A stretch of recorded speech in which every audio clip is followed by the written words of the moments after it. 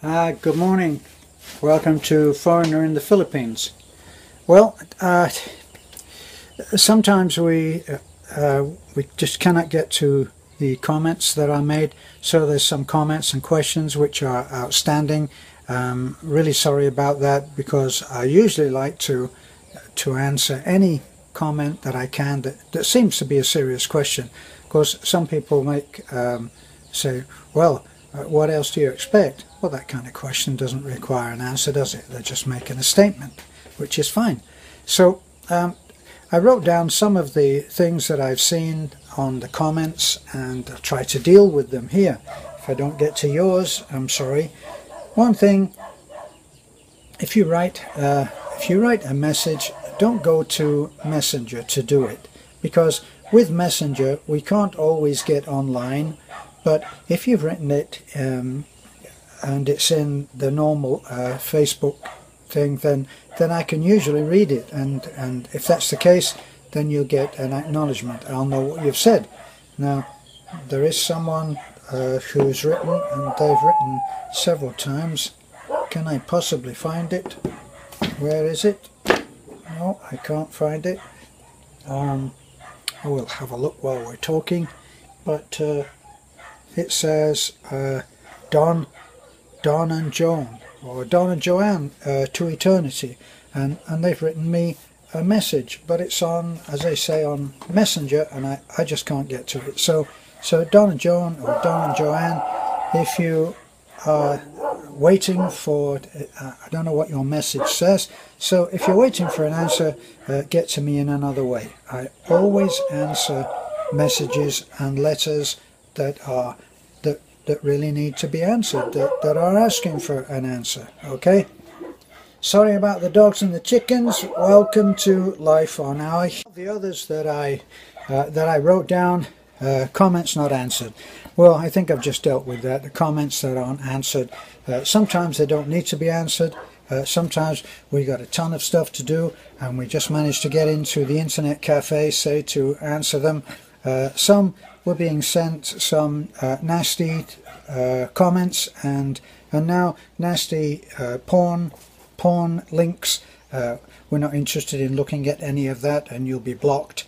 And thanks for your wonderful efforts at trying to stop help from coming to people who need it. You really are the bottom feeders. You earn your name. So what's an update? Somebody updated, said, has there been an update on the rag houses? Well, those were the two probably among the most pitiful houses that we've seen, that we have passed on the way down to Taffy, and we went in and we did a little video on both of those houses. Just horrendous. And the update on those is that, no, maybe we should do another video showing a more in-depth look at those houses. No doors, no windows, pitiful, and we would love to help them. So that's the update on the rag houses. Somebody said about how well behaved the kids were when we took them for that meal. It turned out, actually, it wasn't 16 kids. The 16 kids is the ones that we said that we were going to take, but then of course we included, I think we included Lena, our Beth's sister, Beth's mom, Nanai came, and Talik, and Bibi, and Ma, and Balalut, and they came and they ate with us as well. So I think the bill was around, I'm not sure, around 23 in the end. And yes, beautifully behaved and just fun to have. They were just so good, and yes, and it was a real pleasure to see those smiling faces, and especially it was fun to watch them looking at the first step, on the first step which kept moving on the escalator, and wondering, where did those steps come from? And then taking their first step onto that moving staircase was, for a very small child, that's a pretty daring thing that they have to do, you know. And then going down as well, and there's a security guard at the bottom and a security guard at the top, and that it's their job to keep things moving. And of course, if a child stops and is mesmerized at where the stairs are coming from, then it starts to get into a big line very quickly. Well, they learned about getting down the escalator very quick, and it was fun. So another question: where are we? Well, we're in Bohol. We're on the island of Bohol, and we live in the mountains in Burgos, which is between Etafi and Talabon. So that's where we are. Now, a few people ask about the guest house, about the purpose. What can we say about the guest house? We had lots of people saying that they wanted to come and see us and wanted to come and visit. Well, the best that we could do back then was put them up at the local resort, which is a slightly run-down resort. Everything is not perfect. It's not 5-star, and maybe that's what you're used to, and certainly the Baraka is not. But it's great value, great people that run it, not professionally trained restaurateurs or hoteliers or whatever the designation is for people who are trained to run a hotel, but wonderful heart, wonderful cooperation. So that's where we are, and that's the guest house, and that's the purpose, is that people could stay here and they could actually find out what our life is like. Lots of people say we live in a paradise. Well, is it paradise? It may well be if you're stuck in a condo in the middle of London, and you don't see any green, and every time you take a move you are shoulder to shoulder with a lot of other people, and that's not to your liking, then this would be paradise. Certainly it's paradise to me, and we get up every day and we do what we want to, and because I am at that age where I have a modest pension that I'm able to live on, because we live painfully simply, believe me. We don't have running water in our house. It's on a faucet that's just outside the house. No matter, sometimes when we get up at 4 a.m, if we're taking, say, maybe we're taking Desiree to Cebu, I bathe outside with a bucket and a scoop. So if that's your idea of paradise, well, you can come here and experience that, okay? But in so many other ways, it's certainly paradise for me. Let me put it this way, and hope that this will be a definition that you can work with. If I won the lotto tomorrow, if I won it this afternoon, I would not want to live anywhere else. I would not want to knock down this house that we live in, incomplete and modest though it is. I would not want to knock it down and build up a palace. I'm where I should be, and the life that I live is fulfilling, much more so than any part of a wonderful life that I've had. I got to tell you, I've had a great life. I've had a lot of failures, a lot of mistakes. I've been married many times, but had many failures on that. But I look at that as I've had the best years of the lives of some wonderful women who I still love and who I still respect for the most part, and no regrets. But right now, on a day like I had the other day, where we took the kids to the restaurant, we dropped some cladding off for the skeleton house. I was hugged by that lady who was so overwhelmed with gratitude, because when that foreigner came to see her just over a week ago, she must have said to her husband, well, another loudmouth foreigner, another foreigner showing off, and we'll never see them again. And then when we showed up with all that we needed to finish that house plus the promise of 3 guys to work to help the man to get it done.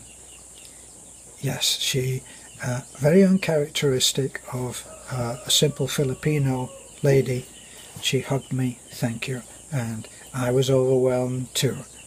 And that was, I wrote to someone and I said that when she hugged me I was overwhelmed. And when we were later at the Alturas the Alturas store, the Alturas store is not, it's no grand affair, but it was a huge experience for the kids. And while I was standing there with the camera, videoing the kids all trying new dresses on, choosing this, choosing that, one of the little kids, who was about 8, came over and hugged me. I'm where I should be, and I'm very fortunate to be in that situation. I don't want a big house, I've seen all that. I don't want a lot of money, I've seen enough money in my life. I've had a lot of hardship, I've had a lot of success, I've had a lot of everything, and right now life is good. So, off the subject a little bit on the guest house, but that's it.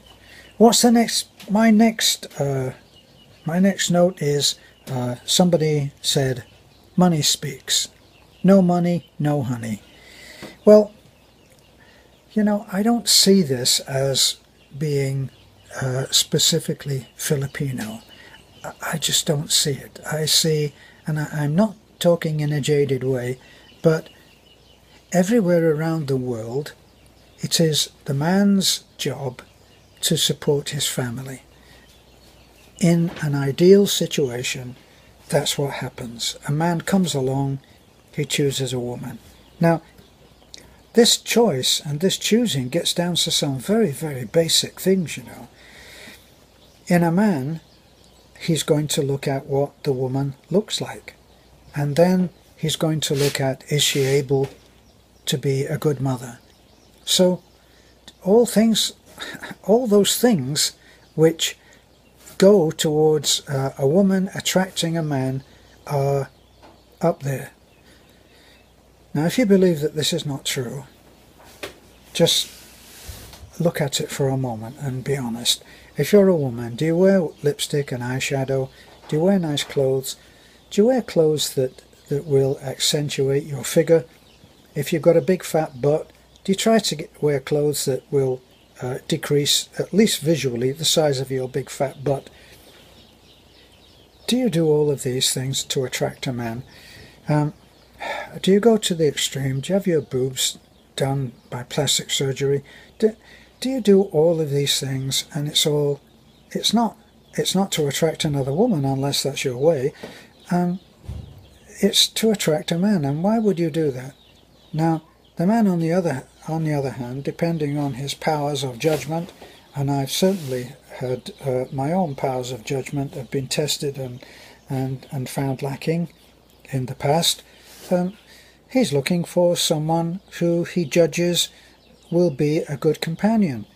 Now, obviously, you've got the sports players, you've got the sex tourists who are just looking to get laid, not to put too fine a point on it, in which case a girl with big boobs and whatever else he judges are attractive, that's all going to come into play. Right, so given that, what will part of the attraction be for the woman? Well, surely she's going to want to think that the man that she is placing her life in the hands of will be able to support her. Now, women are just as guilty as anybody else at looking at whether a guy is a hunk, or whether he's attractive, or whether he's got a great body, or whether he's great face, or like somebody said, they made a blanket statement that covers the entire world and said Filipino women are attracted to foreigners for their blue eyes and skin. Okay, end of subject. No point in talking about that anymore. That's true for that man. I saw one that was a Filipina. She said, I wanted to marry a foreigner because I know that the mix between a Filipina and a foreigner will produce a beautiful child. And this has been proved to be the case time and time again, is that you will get a beautiful child. It just seems to be a perfect mix. So there's a little touch of reality for you. Now, but as far as, well, I have other people and they're writing and saying, well, just a minute, I'm a Filipina. I'm married to a French guy. I married him for love. I didn't marry him for money. We don't have a lot of money. We have our challenges. And I don't consider myself a grave digger. Sorry, gold digger. So, my own wife, let me tell you, when Beth and I met, just after we looked at each other and said, it can't work, she looked at me and said, he's too old. I looked at her and said, she's too young. We were both right, and we were both wrong. Because somehow the heart takes over, it has its own agenda. We had another letter from someone who said, no, I'm not telling anybody's names on this, okay, so don't feel forgotten. And he wrote a very touching letter. I actually read the letter out. And he said, I told my wife to be that there was no way that I wanted another child. Absolutely, that's it. Get used to that now, and maybe we can just be friends. And the woman said, well, I got to tell you now that I definitely want a child, and I want to have one. So maybe that's all that we can be, is friends. Now, all the best of intentions all go out the window when the heart takes over. And they fell in love and they got married, but he didn't realize until she told him, I'm a Filipina and you are much older than me. I'm paraphrasing now, okay, this is not exactly what he wrote, but this in essence is what she was saying. You are much older than me, you are likely to die first, and then I will be left all alone. And the man said, that did it. She won her point, and we will have a child, or they may even have had a child by now. Now, sorry if my voice gets a little bit low at times. Sometimes when I'm talking about certain subjects, talking in this loud, clear voice doesn't always seem appropriate, and in spite of my best efforts, my voice gets a little bit quieter. Okay, so that said, what's the next thing? Okay, the money speaks. It touches on another aspect of what you do when you look at a channel. Excuse me a second. The heat is relentless today, even to me, who normally is very good about heat. So, when you look at any channel, you bring your attitude to it. You look at everything on the channel through, and isn't this unavoidable? You look at it through your present attitude, your present viewpoint of life. Now, I say present because I still hope that no matter how old, no matter how young, no matter how Filipino, no how expat you are, whatever you are, we'll still hope that there's possibility of change. So you look at things, and if your experience is to the negative, you will tend to look at things in the negative way, unless you have learned the lesson that was brought on by your mostly negative experience. So, is what you experienced of any benefit to you? It's not if you haven't learned the lesson which allows you to translate or transcend that kind of experience in the future. It just won't happen. So, you must be willing to change. And I keep saying this, isn't that what we all are trying to do? To change, to be stronger, to be more truthful, to be more honest, to be happier. Isn't that what this is all about? Isn't that what life is about? Isn't that what we should be doing? Don't we read the Bible for that? Don't we look at any kind of religious teachings as that? Well, I think it is. And I think, such is my opinion, that's why I'm here. I'm not here to learn how bad people are.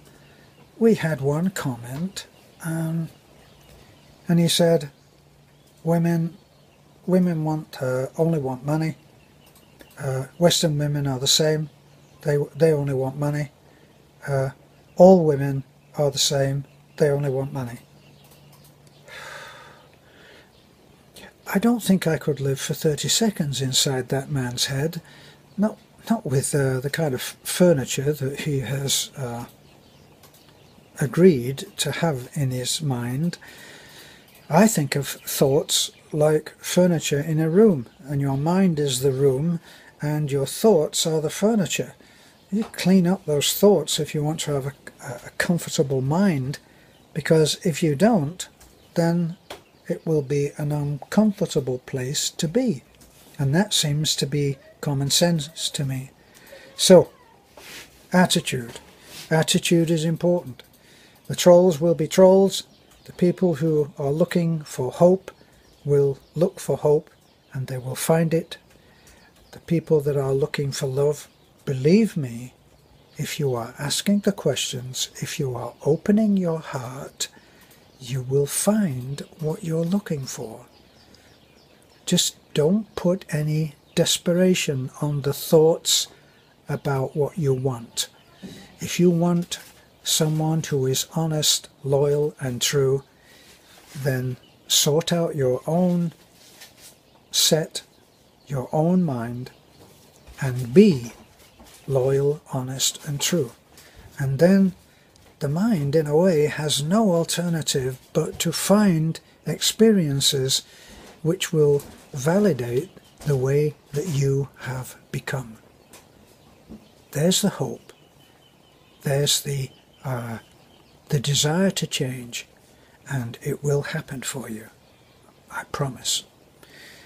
What else? Okay, Filipinas who married expats for love, and there are plenty. They all write in and say, well, I'm not that like that. I didn't marry, and I think I've already dealt with this, but they're not looking for rich people. They're not doing any of that. I think I started out to tell you and got lost somewhere along the way. When I met Beth, it coincided with losing, for the moment, my American pension. I have two pensions, one from America, very modest pensions, I have to tell you, and a very small one from the UK. And boy, if a woman was ever looking for someone with money, Beth wasn't looking very hard, because for the many months that it took to get my American pension reinstated, we lived in the ghetto. We lived in the ghetto, and we paid for a tiny little unfurnished apartment, which was one bedroom and one tiny little room with a kitchen and a bathroom in it. And boy, life was pretty tough for a while. Beth didn't say, wait a minute, you mean you haven't got any money? I'm off, bye. No, she didn't do that, because she wasn't there for money.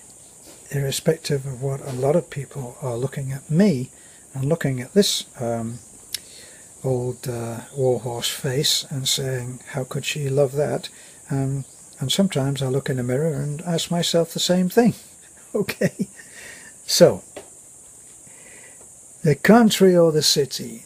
Now people ask, they say, I would rather live where you are than live in the city. Others say, women from the country are better than women from the city. My my feeling is that one size doesn't fit all.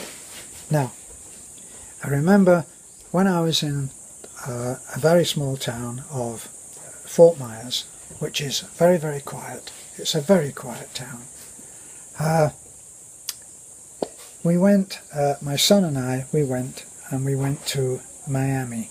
Now, I was still living with the image of big city life. I'm a former professional musician, so obviously this whole idea of living in a big city means work, because there's lots of work in a big city, lots of places to play, to sing, to perform, and so that's your livelihood, and so you tend to think in that kind of way. And we were really excited when we went to Miami. I thought, this is a real great place, you know. It was only as the years went by that I began to appreciate the difference of living in a very quiet place, and I enjoy that now. Maybe with the advancing years, that comes to all of us, but I prefer to live in a quieter place, and I actually do that right now, and feel that way when we go to Cebu. We go to Cebu, and I do it under protest. I do it because it has to be done, but I don't enjoy it. I go there, it's bumper to bumper traffic, the same as it was in Dumaguete. I loved Dumaguete, like to walk along the boulevard there, the boardwalk, and we loved it, and we enjoyed it very much. But in the end, it comes down to a quiet life. Yeah. And my quiet life right now just disappeared out the door. I think wherever you are, whether you're in the province or in the city, the importance is where your heart belongs and where you feel your peace, you know. Because wherever you go, just find, because the peace is in your heart. Cheers.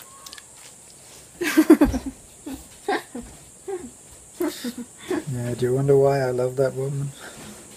Is that peanut butter? Yeah. I hate peanut butter. Delicious. Love the woman, hate peanut butter, and she's breathing it all over me. Are you going to brush your teeth after that? Yeah. Yeah. Okay, so, the country or the city?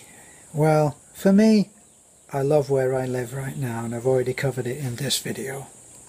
So, the one thing that I just made a note of here, and that is a lot of people ask a lot of questions which have already been answered in our other videos. Now, I know that we don't number our videos, I don't think that we even date them either. How come I got flat bat? It shouldn't be flat bat. And why is it flat bat?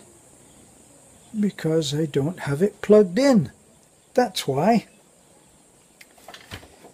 Where should I have it plugged into? Here.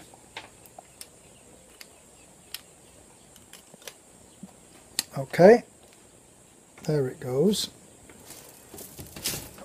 Is that going to make a difference? I hope so. So, my advice is look at the videos, especially if you are someone who is thinking of coming and living here, and especially if you haven't found. I think that you would get something from looking at the videos which deal with choice, choosing, marrying, anything to do with the ethnic difference between Filipino and foreigner, and have a look at those and digest what's in there. We really try very hard to be totally honest and tell you what's involved there. I don't believe in bitching about things, but of course if we do point out that there are differences, try to do it with humour. If you've looked at the video about my hammer and where's my hammer, and don't take it because it's my hammer, you won't be surprised when I tell you that right now I can't find my hammer. It should be over there, but it's not, and neither are the nails, and this is one of the things that you have to understand about being married to a Filipina and living happily. Right, so what was one of the other things that I just made a video on? One of the others for this session today, and that was, you marry a country, you marry a peoples, you marry a family, and last of all, this is your way in the door, you marry a Filipina. And if you can look at it in the right way, you will be a lucky man. This is a foreigner in the Philippines. Thanks for looking in. I hope we've dealt with something that you may have brought up in your comments or questions. If not, you can send me a message, and I always respond to letters.